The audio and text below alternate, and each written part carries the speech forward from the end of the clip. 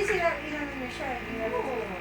Kasi nagawa kami sa study. Sana doktora, nandun katapat si Dok. Alam mo yun si Kapag Joy, papabango siya sa lahat ng mga empleyado dyan.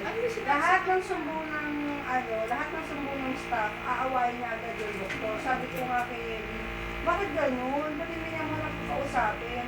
Unang-una yung sumbong sa kanya, nasabi Dr. Ortiz, akala niya. Kasi sabi ko, yun ang pagbaba ng phone, sabi ko, uy, sino yung kausap ko? Si Dr. Ortiz. Kailangan ba si Dr. Ortiz ka?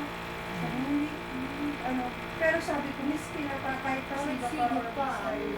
Kasi si Sandy, hindi siya nagpapagawa yung napagalitan niya. Pinagalitan niya isang beses na para siya na si Beth na pinapagalitan na naintindihan. Sabi sa akin, nagdadala akong pasyente dito hindi pag pinapagalitan niya yung mga nagdinula naman si Saiki dati, ay nakulog kayo sa fever. Di ba yung mga nila?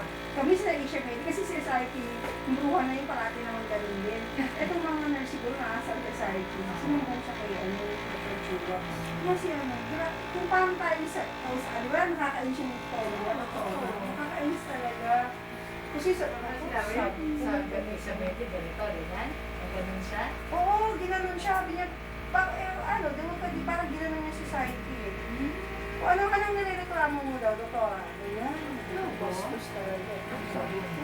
Grabe magsalita siya sa akin. Eh, ako anong kausap ko sa